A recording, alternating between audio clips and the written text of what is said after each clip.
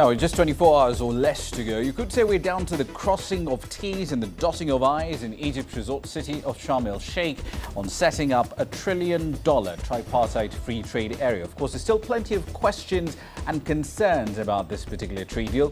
How will it work? What sort of exemptions are countries chasing? How do we avoid treaty shopping by the members of all these 26 different countries?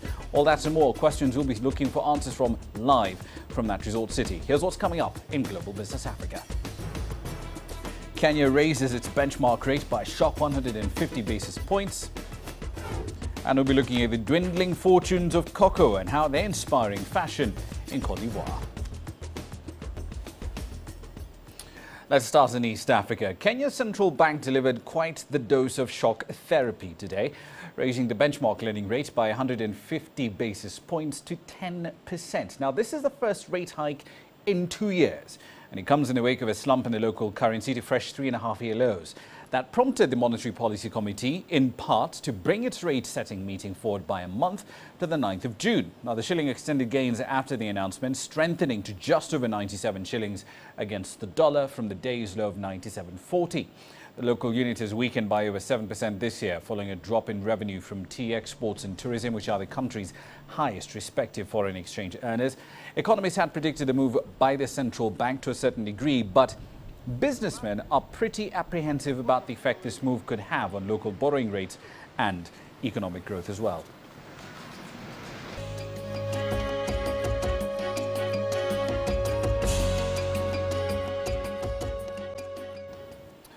Now then, let's move on to questions of trade. Delegates meeting in Egypt ahead of the planned launch of the African Tripartite Free Trade Area on Wednesday have concluded a draft declaration. At a press conference earlier on Tuesday, representatives from those three trade blocs, the Common Market for Eastern and Southern Africa, the Southern African Development Community and the East African Community, all said that all is set for ratification of the Free Trade Area on Wednesday. Yasser Hakim was there. Officials opened the floor to the press, and the first question was about the future of the three blocs once the FTA is launched. After this free trade area, we will continue to work together as a joint secretariat to move the decisions forward. However, the three regional blocs will continue to exist as they are now until such a time as they will eventually in the future merge into one. Libya didn't attend the summit. This raised the issue of what will be the stance concerning countries who don't sign up. Only one country was absent. The declaration is open to all. Whoever can sign now is welcome, but who wants to postpone ratification due to internal political or economic circumstances, they can. The door is always open to any of the 26 member states to join at any time. There was a discussion on how member states can fully benefit from an FTA. There are still challenges after signing the declaration.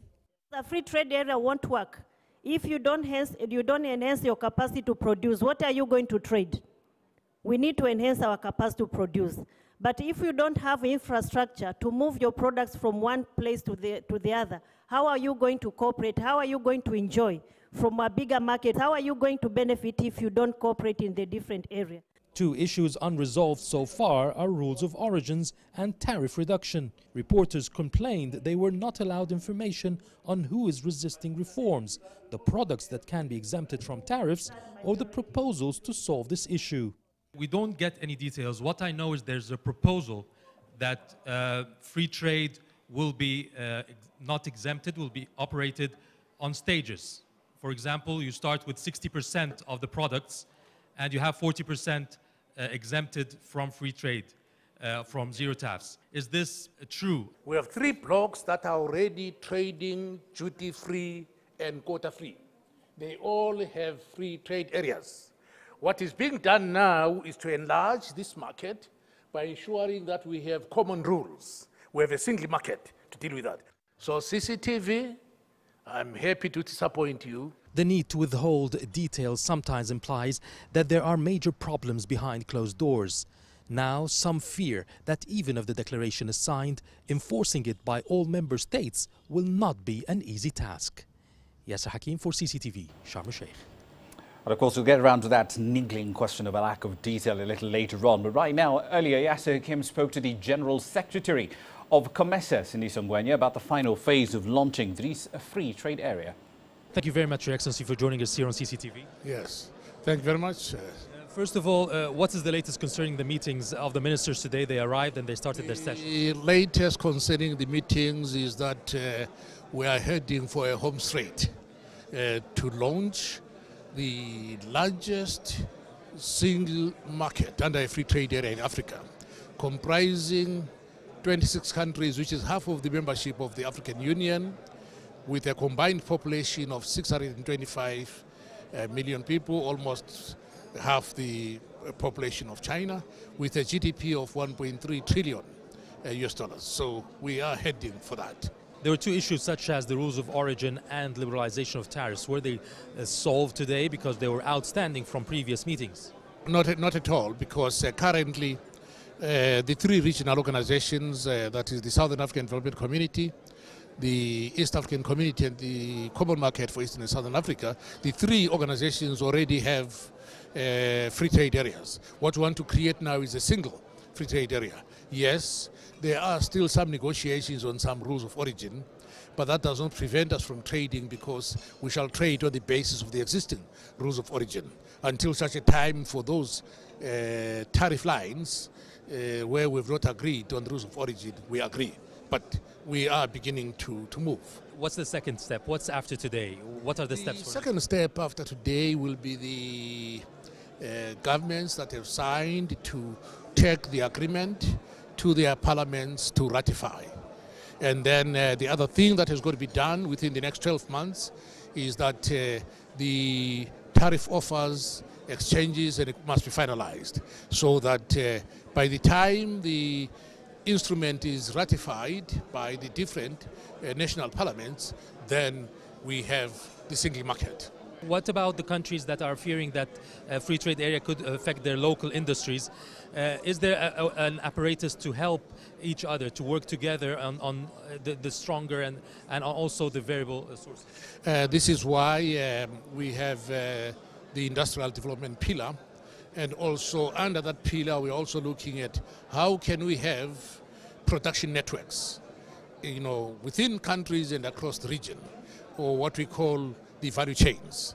Because once we have that, then it's a win-win situation, because you will not have a concentration of industries in one country, but different countries will be part of the production chain on the basis of their competitive advantage. As we all know, the global production networks no longer make the final product. They make intermediate products that are finally put together in order to be competitive. Because if you are not competitive in one segment of that value chain, then you will not be competitive throughout. This is why partnership, collaboration and complementarity, even among firms, is important. And Yasser Hakim, of course, have been covering the meeting where that first stage of what hopefully will be a continental free trade area will be launched. Is live now from Sharm el-Sheikh. Yasser, I know there's a lot of frustration in trying to get information out of the ministers there before the T's are crossed and the I's are dotted. But what measures are being put in place to avoid a case of treaty shopping so that countries can, say, cite COMESA provisions if they suit them instead of EAC or SADC? Well, what they're trying to do is to make it all the same system, to make one, as if it's one market, it's one government, if you might say, one economic policy of one state. This way you would not find countries trying to make use of one block rather than the other, or one system rather than the other. And this is one of the sticky points, is to try to reach some kind of consensus on the system, whether with tariffs, whether with rules of origin, whether even with the movement of business people freely and easily around the continent, or at least around the 25 countries, if we exclude Libya for now. It will be in somewhat a bit tough, and this is the main point of the difference between the member states until now, that they have not managed to resolve. Indeed. We know there are areas of disagreement on things like rules of origin, tariff reductions, how they should be phased and so on and so forth. But what are the areas of commonality? What have all these three trade blocs agreed on, and how will those issues potentially benefit businesses across all 25 states? Well, there are two things that they always try to repeat and try to emphasize. First of all, having one big market with one zero tariff between all these countries will help not just intertrade, but also help attract investments from abroad, from Europe, from Asia, because these areas will be dealing with the continent as one. So this one commonality will be a matter of strength in negotiating with investors abroad, outside the continent, or even when trading outside the continent. The second part is that each country has its own positive goods or production or positive thinking in some point, in some product, in some kind of industry. And the other one has in a different industry. So they can both work together in trying to forge some kind of a product that can be made in Egypt and in Kenya at the same time and assembled in a third country, in Ethiopia. Making use of maybe the natural resources in one country and the industrial development of another country, and make one product without any barriers between these countries. Indeed, we'll leave it there for the time being. Thank you for your input. That's Yasser Hakim, live, of course, from Sharm el-Sheikh, where, of course, the free trade area agreement will be signed by heads of state later on tomorrow. He'll be covering that as well. Now, on to South Africa. Contentious three-year deal to raise wages for South Africa's civil servants is weighing heavily on the country's economy. The acting Public Service and Administration Minister, Nathi Mthethwa, said on Monday that the deal will cost the country nearly $5 billion over 3 years, and that has revived a whole set of concerns about the Treasury's ability to contain spending. South Africa's rand edged weaker early on Tuesday as the wage pressures threatened to scupper the unit's recovery from a 13.5-year low hit earlier on Friday, the 5th of June. The government agreed last month to a 7% wage hike in the first year and also to boost housing and medical allowance pay. But now it's looking to implement a clawback provision that will essentially allow it to pay 0.6% less. That difference is also expected to wreck the original agreement and potentially lead to either a lawsuit or, in the worst case scenario, labour unrest. We're now joined by Sumitra Naidu live from Johannesburg. She's been following this story in detail. Sumitra, walk us through the legal basis for these clawback provisions that the government is now bringing to the table. Well, Rama, government negotiators said that the clawback provision takes into account inflationary moves. So if there is a wage settlement, depending on whether inflation has risen or decreased, the wage increases will be adjusted accordingly. In this case, because inflation has been dropping, according to the calculations, 0.6% will be minused from the 7% increase agreed to.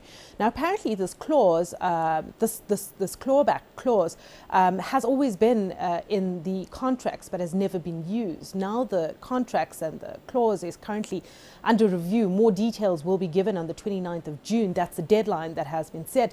But I spoke to a few analysts and they believe that the clause was in the agreement and it will hold as law and it can be followed through. So legally, government can actually go ahead with this. So we're not too sure what they're still looking at and whether the union actually has a case if it takes government to court on this. Indeed. Still, though, I mean, these adjustments, as you mentioned, they're nothing new, but it seems this is the first time they're being implemented, at least on the public sector side. How do they work exactly? Are they applied retroactively or within the lifetime of that specific contract? Well, from what we understand, it seems to be a legacy clause. So it goes back 3 years when the last wage deal was signed. Obviously, the wage deals are signed every 3 years. And over the past 3 years, the wage increases were above inflation, which means that workers received more money at the end of each month and overall more for each of the 3 years. What government is doing now is using that clawback clause, which allows it to calculate how much extra it paid for each year total that up and minus it from the current increase, which has amounted to 0.6%, which will be minus, leaving an increase of 6.4% instead of the 7%. So government is saying, we paid you extra over the last 3 years, but now we have to take it back because you were not supposed to get that extra in the first place. Obviously, because of inflation, we need to calculate over the, the years need to lapse so we can calculate it. So it's almost like a delayed inflation calculation.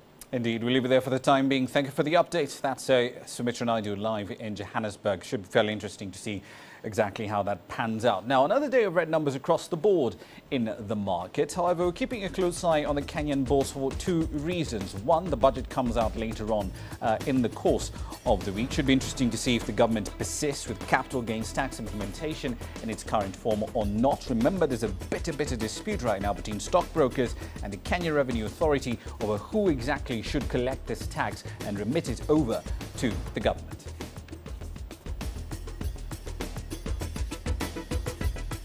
The Kenya Wildlife Service is upgrading its arsenal in its fight against poaching. We'll tell you how.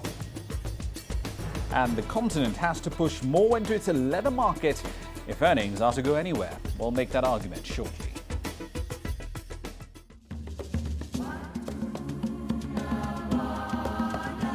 This report by the African Green Revolution Alliance says climate change will slash food output. Within the next 30 years, the number of malnourished people in sub-Saharan Africa could jump nearly 40%.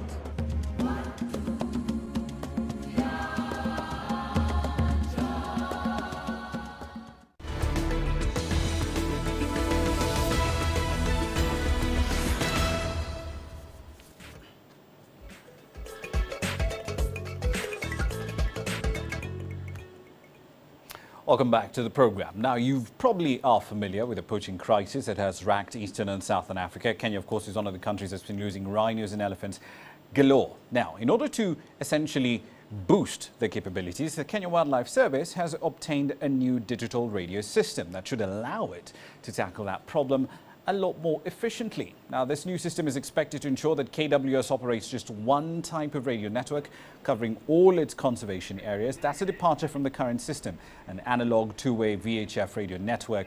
The system will not only support voice communication, but it can also tag in a whole bunch of other functions, encryption, for example, SMSs, selective calling, and so on and so forth.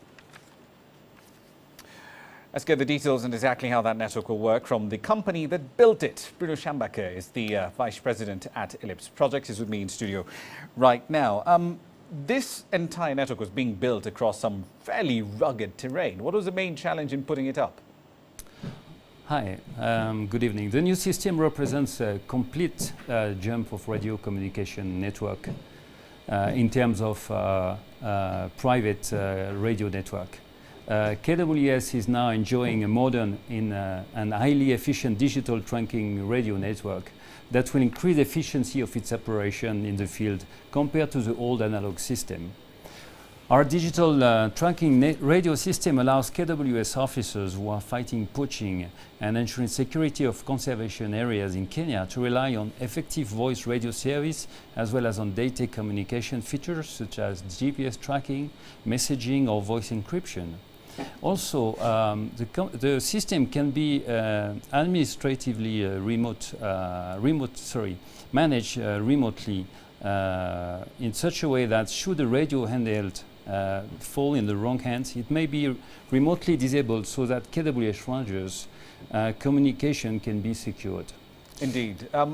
I understand at the moment it covers 3 of the 8 conservation areas where KWS is covering. How much would it cost to extend the network to cover the remaining 5? The first phase of the project is €7 million. The completion of the project nationwide in the other areas is approximately going to cost 2 to 3 times the phase 1. Right. Most of your company's work has been centered around Western Africa, Angola and so on and so forth. Does this deal essentially open the door, so to speak, for Ellipse to actually get into East Africa a lot more? Well, certainly. I mean, as an engineering and EPC contracting company, we have been in East Africa for a certain time already, but this project will definitely be a great reference for us and will open to new opportunities in the future in this market, in Eastern African market, which is one of the fastest growing market in the world for infrastructures. Right, we'll leave it there for the time being. Thank you very much for your time, Bruno. Thank you. Really appreciate it. Looking forward to seeing that system in action later on, of course, with KWS actually being formally launched later on tomorrow.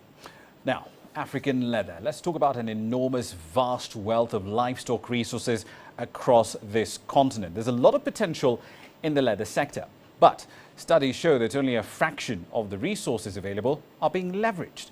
According to COMESA's Leather and Leather Products Institute, African countries share only 3.3% of a $300 billion global leather industry, yet they supply 26% of the world's livestock. At Jamaica's shoe factory in Addis Ababa, leather designs are processed for sale. Tesfaye Bayen runs the business, which was founded by his father in 1970. Today, he employs 125 workers. He says the company produced 160,000 pairs of shoes last year, which was sold to clients in Morocco, Egypt, Ethiopia, and other parts of the world. We're exporting these shoes to a Japanese client in Yokohama. We have so far shipped 3 times for them. They have bought 10,000 pairs of shoes and they have placed new orders again, for which we are preparing the raw materials. This type of shoes have high demand in Japanese market. We also charge them a reasonable price.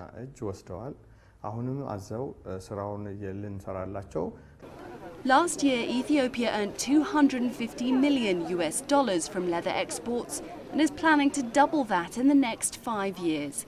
Like many leather-producing countries in Africa, it's being encouraged to promote and develop its leather industry through regional partnerships that can help it trade competitively on the global scene.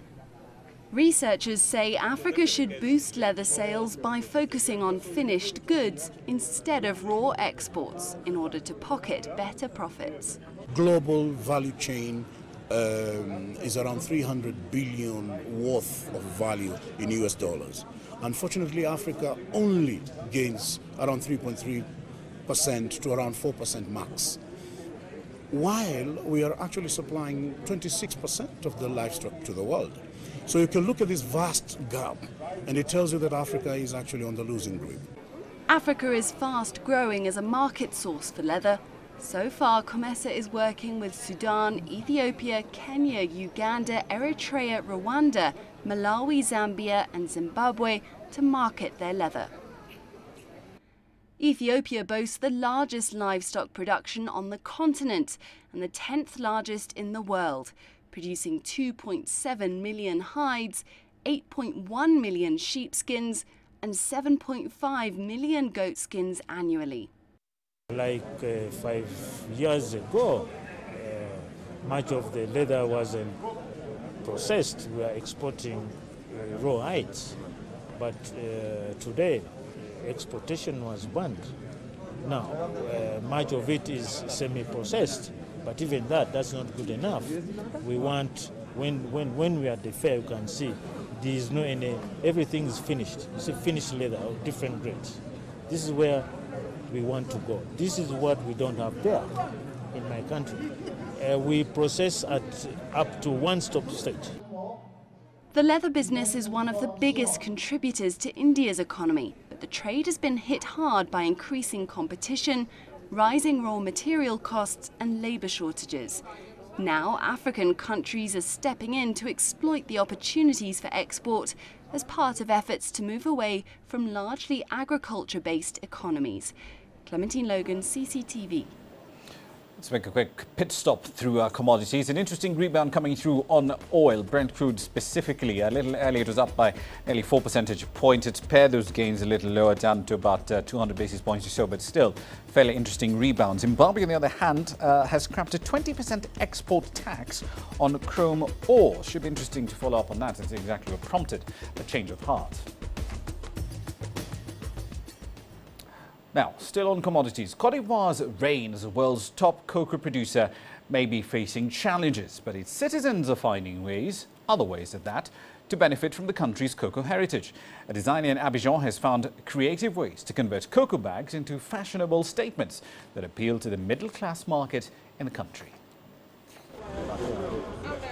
Cote d'Ivoire has long been known as the largest producer of cocoa in the world. The country's total cocoa output is forecast at between 500,000 and 540,000 tons in the 2014-2015 season, but this is a drop from the previous season's 570,000 tons.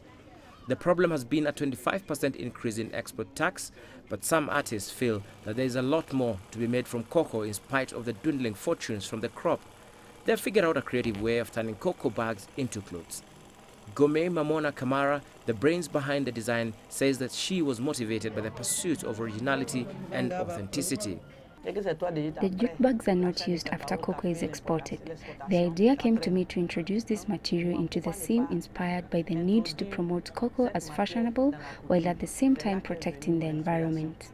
Known as May to her customers, Kamara has developed a passion for designing classic clothes from the cocoa bags, as well as coconut burlap and sheets. She uses a sewing machine inherited from her parents from around 1952. It is artistic, it's good and it's original. Not everyone can create 100% African products. It is we who create it, and it comes from ourselves. Indeed, jute cocoa products are thrown away, but after you make the clothes perfectly, it does not come from the West, but from ourselves.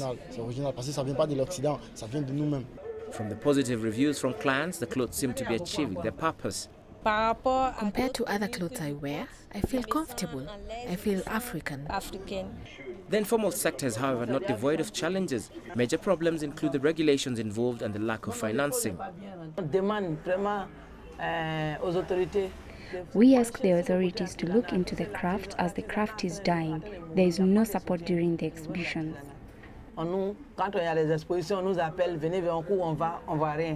The government, however, says that they are willing to help if the artisans structure themselves into organizations eligible for credit facilitation. We must first define which artisans. This is the first step that the state brings to the handicraft sector, since we qualify the informal sector, and it should be out there and develop its own identity. Secondly, we must professionalize the sector by grouping into cooperatives and economic interest groups so that we can master and know how to work with them.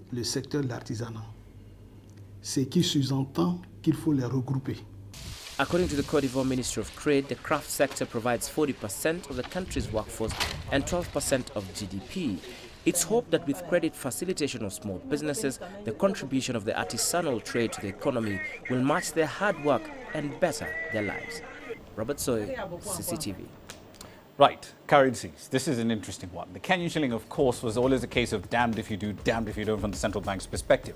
So that 150 basis point rate hike, in theory on monetary policy, makes perfect sense. However, on the retail side, prepare for quite a bit of pain, because right now, the way retail lending rates are calculated, any increase in CBR automatically will reflect on what loans, or rather on how Kenyans are servicing their loans. And that, of course, should make for very interesting reading for banks as far as NPLs are concerned in the second half of the year. Now, here's what we're working on for tomorrow's program. As we mentioned earlier, Day for Africa's Tripartite Free Trade Area. We'll have the latest details from Sharm el-Sheikh as they come right here on the program. Also, we'll be in Zimbabwe. It's lifted a ban on the export of chrome from the country. We'll be looking at why exactly they did that and what it hopes to achieve by doing so, especially given its emphasis on beneficiation within the country. That's it for this edition of Global Business Africa. As always, we value your feedback, your ideas. Send them to globalbusinessafrica@cctv.com. As always, the news continues on Facebook and on Twitter. We'll see you over there. Have a profitable 23 hours.